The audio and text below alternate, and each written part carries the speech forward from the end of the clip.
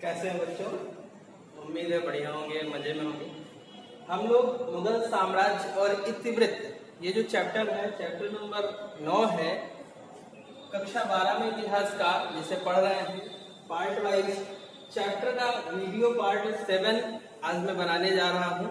इसमें हम जो मुगल काल में महत्वपूर्ण शासक हुए हैं उनका अपना परिचय, उनका महत्वपूर्ण जो कार्य है, ये सारा एक सिस्टमेटिक तौर पे पढ़ रहे हैं। और इसके बाद में हम इनके प्रशासनिक, इनके आर्थिक जो सुधार रहे हैं, जो नए प्रयोग रहे हैं समाज में, देश में, उनको पढ़ेंगे। और इनके द्वारा किए गए कार्यों से सामाजिक वातावरण में क्या परिवर्तन आया, समाज अपनी चारित्रिकता में किस हद तक आगे गया या फिर उसका पतन हुआ, जो विभिन्न धार्मिक संस्कृतियां थी उनका उत्थान हुआ या पतन हुआ, अथवा इनकी संस्कृति ने भारतीय संस्कृति जो थी, सनातन संस्कृति जो थी, उसको कैसे प्रभावित किया या उससे ये किस प्रकार प्रभावित हुए। इन सारे बिंदुओं को हम एक एक करके आगे पढ़ेंगे। लेकिन आज हम शाहजहां, जो कि बहुत ही महत्वपूर्ण शासक हुआ है, स्थापत्य के क्षेत्र में इसका अप्रतिम नमूना माना जाता है, जो है ताजमहल, इसका लोहा मानता है पूरा स्थापत्य क्षेत्र इतिहास में। तो आइए उसी का पार्ट हम 7 देखने जा रहे हैं, जिसमें शाहजहां के बारे में पढ़ना है हमको। तो इसका सामान्य सा परिचय।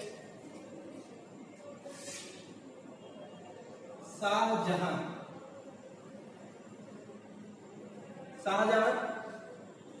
हमने देखा जहांगीर 1605 से 1627 यानी 27 तक शासन करता है, और जहांगीर का जो उत्तराधिकारी है शाहजहां, तो ये भी इसके शासन की शुरुआत 27 में हुई होगी, 1627 से 1658। ठीक, ये हो गया इसका शासनकाल।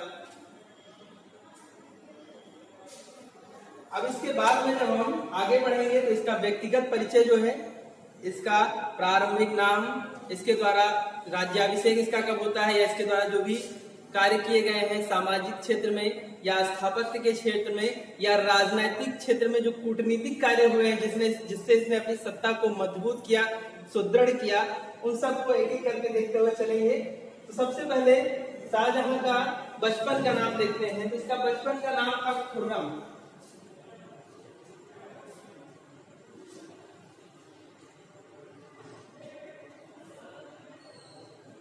ठीक, इसका बचपन का नाम खुर्रम था। इसका जन्म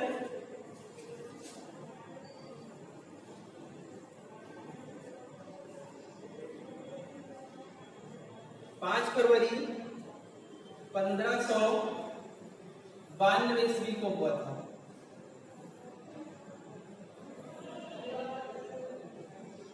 ठीक, 92 को हुआ था। कहां पर? लाहौर में। ठीक, ये हो गया, लाहौर में हुआ था इसका जन्म। इसका विवाह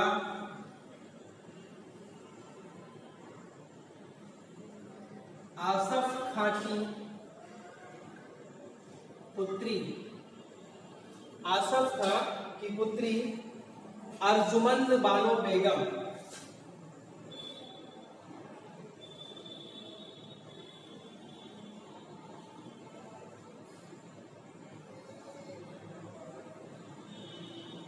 से हुआ। ठीक, इसका विवाह अर्जुमंद बानो बेगम से हुआ। इसी का नाम था मुमताज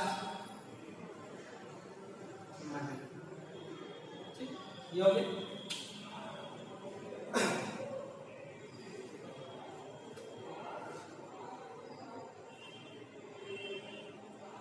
जहांगीर की मृत्यु के बाद, जहांगीर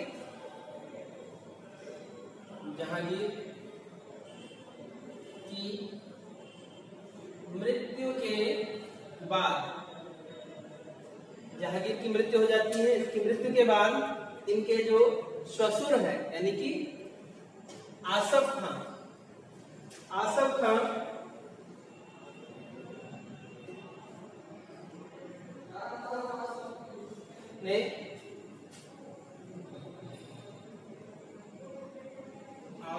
ने खुसरो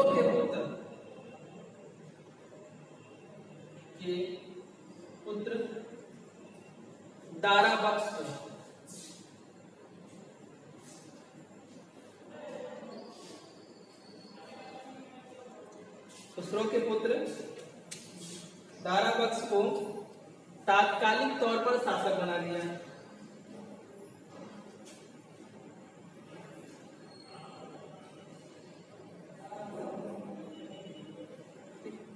तात्कालिक तौर पर शासक बना दिया। इसके बाद में शहरयार ने लाहौर में स्वयं को, इसकी मृत्यु के बाद शहरयार ने लाहौर में स्वयं को शासक घोषित कर दिया।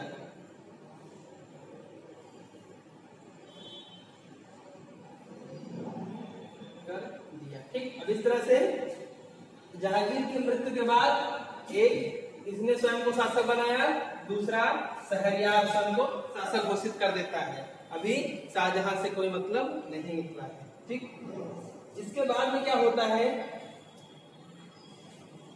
देखिए आसफ खान है, ये सोचते हैं कि यदि ये जो शहरयार है ये शक्तिशाली हो गया, ताकतवर हो गया, तो जिसको इन्होंने शासक बनाया है दारा बख्श, अगर ये शक्तिशाली हो गया तो इसके लिए मुसीबत बन सकता है। जहांगीर के साम्राज्य के उत्तराधिकारी के तौर पर आसफ खान दारा बख्श को देखना चाहता है। ऐसे में आसफ खान ने शहरयार पर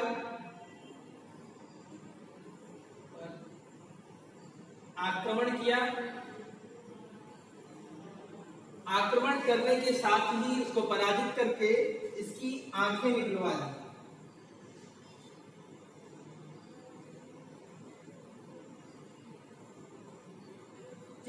इसकी आंखें निकलवा दी।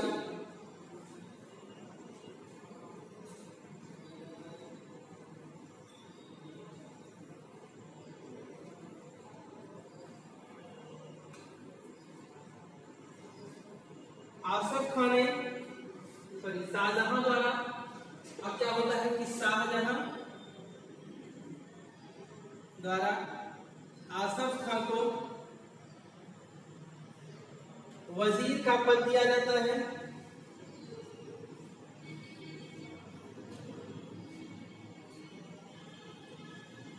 आसफ खान को शाहजहां वजीर का पद देता है। ठीक, और महावत खान को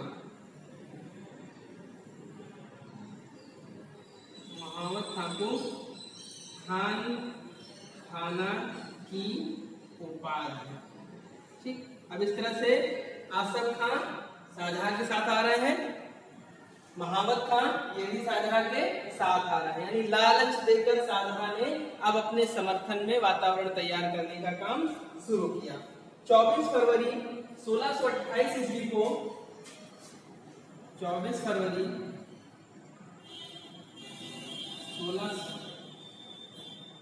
1628 ईस्वी को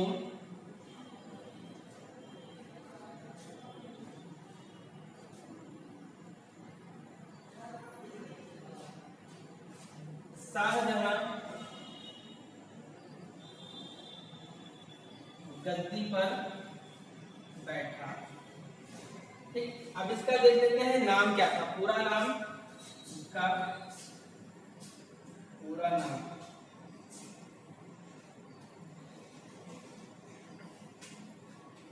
अबुल मुजफ्फर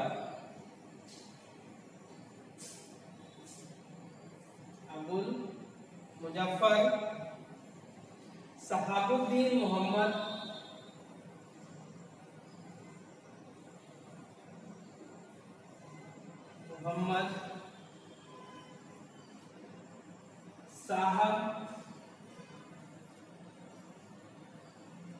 ईरान एंड सानी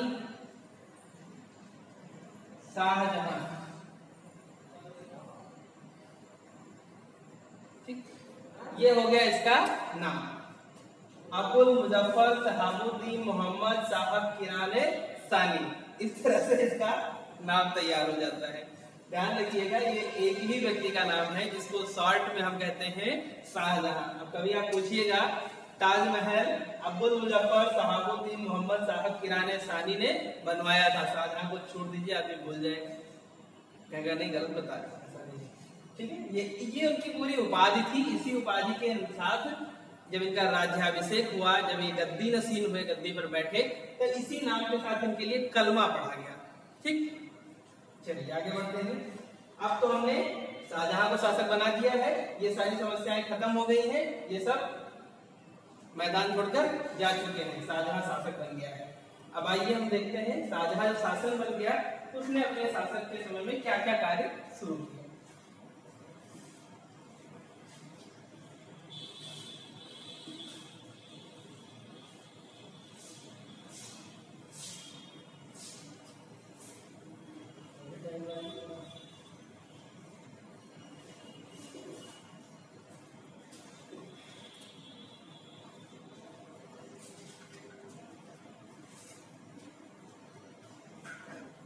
शाहजहां ने सिजदा व पायगोस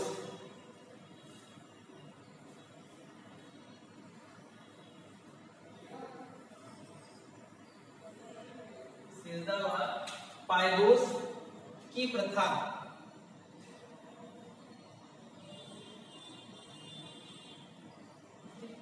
चलाई। सॉरी, एक मिनट, सिजदा व पायगोस की प्रथा समाप्त की।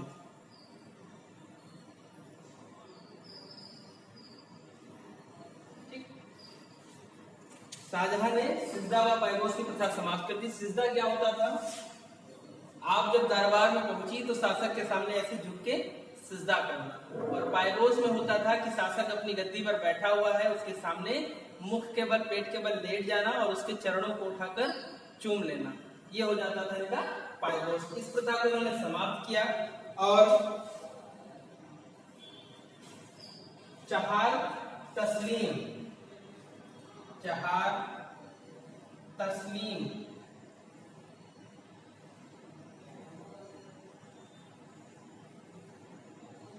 प्रथा चलाई। इसमें भी वही सिजदे की तरह होता था, चहार तस्लीम प्रथा चलाई। अगर पूछा जाए चहार तस्लीम प्रथा किसने चलाई, तो वो शाहजहां ने चलाई थी। इसके बाद शाहजहां ने इलाही सम्मत के स्थान पर हिजरी सम्मत चलाया। इसने इलाही सम्मत के स्थान पर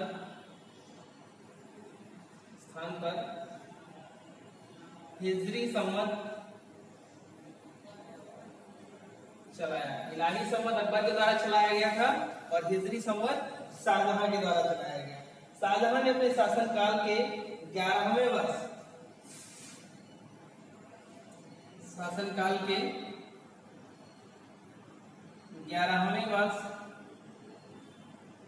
झरोखा दर्शन एवं 12वें वर्ष तुलादान समाप्त कर दिया। झरोखा दर्शन व 12वें वर्ष तुलादान समाप्त कर दिया। देखिए, झरोखा दर्शन में क्या होता था कि सुबह कुछ लोग चाहते थे शासक को देखकर फिर अपने दिन की शुरुआत करना, ऐसे जरा मान लीजिए। तो झरोखे दर्शन में शासक आता था, बाहर खड़ा होता था और लोग उसके सामने से उसको देखकर निकलते हुए जाते थे, यानी उसका दर्शन करते थे, उसको देखते थे। ये झरोखा दर्शन था। तो शासन के 11 वर्ष बीत जाने के बाद उसने इस प्रथा को समाप्त कर दिया।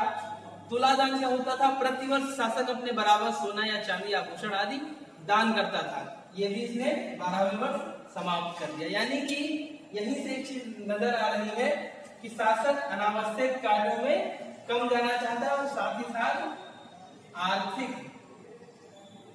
समस्याएं आ रही हैं, जिसके कारण वो तुलादान बंद कर रहा है। तुलादान बंद करने का पीछे जो कारण होगा वो आर्थिक, यानी शाहजहां के शासन काल से ही मुगल काल में आर्थिक दिक्कतें आनी शुरू हो गई थी इस तुलादान के बंद करने से, ऐसा आभास होता है। इसके बाद में शाहजहां ने 1638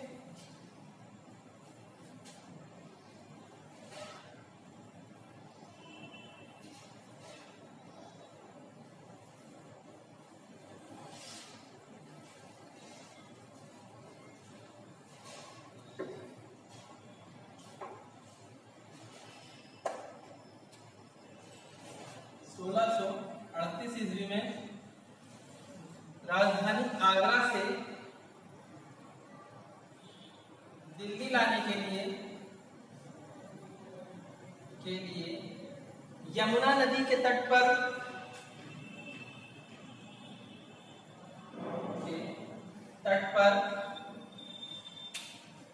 शाहजहान बाग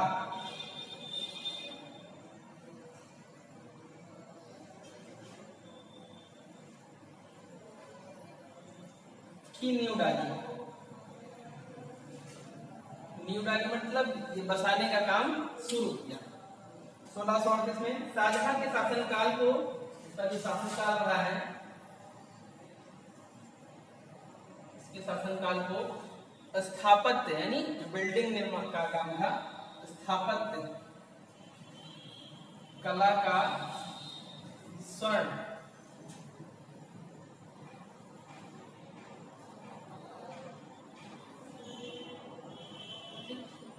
शाहजहां के शासनकाल को स्थापत्य कला का स्वर्ण काल माना जाता है।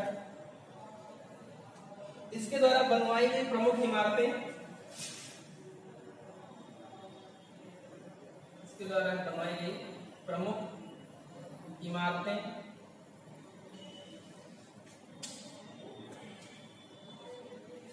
दिल्ली का लाल किला,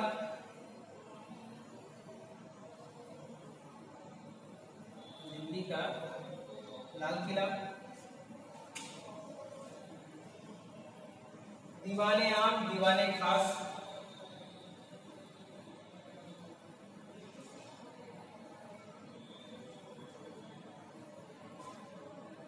दीवाने आम, दीवाने खास,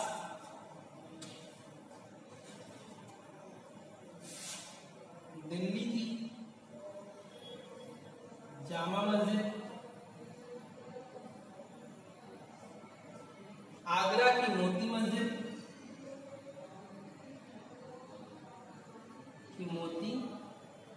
आगरा की मोती मस्जिद व ताजमहल।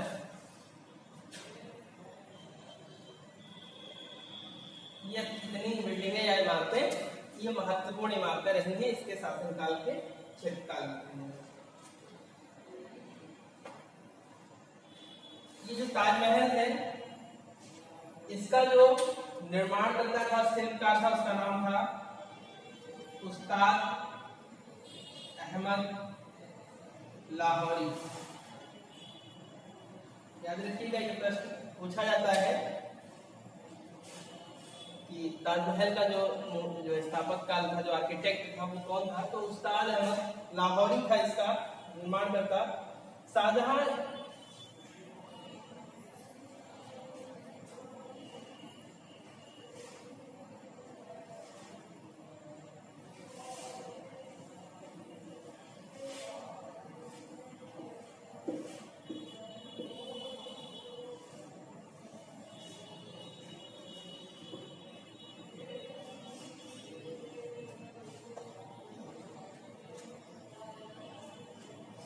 इसके द्वारा दिल्ली में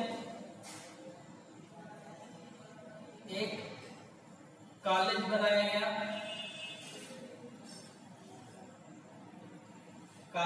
इसके द्वारा दिल्ली में एक कॉलेज की स्थापना की गई, जिसका नाम था दारुल बका।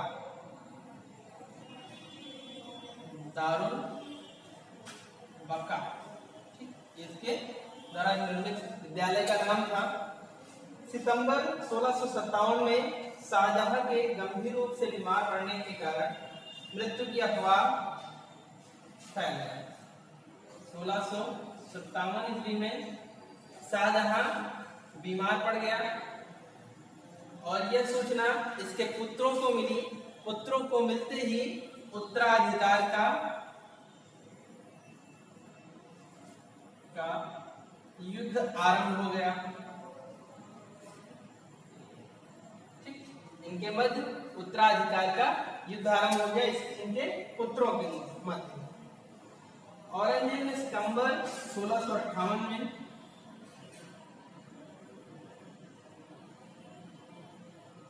सितंबर 1658 ईस्वी में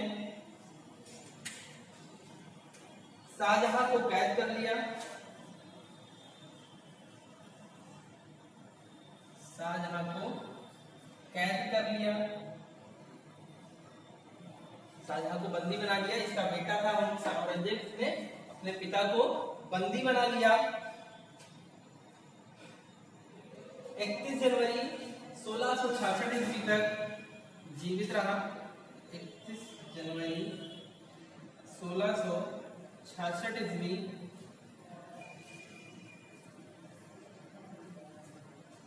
को कैदी के रूप में शाहजहां की मृत्यु हो गई। इस समय इनकी आयु वर्ष थी। ठीक, इस प्रकार शाहजहां की जीवन लीला समाप्त होती है। अब इसके बाद हम आएंगे औरंगजेब पर, जिसने अपने पिता को बंदी बनाया और उनके साम्राज्य पर कब्जा किया। ठीक, उसके बाद औरंगजेब को जब हम देखेंगे, औरंगजेब के बाद हम मुगल कालीन प्रशासनिक व्यवस्था और उसके बाद आर्थिक गतिविधियों में कैसे इनका समावेश होता है, कैसे इनका सामंजस्य स्थापित होता है वो, और फिर अपने मूल पाठ पर सरफेस में देखते हुए चलेंगे, चीजें रिवाइज होती चलेंगी। ठीक है, तब तक के लिए थैंक यू। नेक्स्ट वीडियो अगले टाइम में देखेंगे।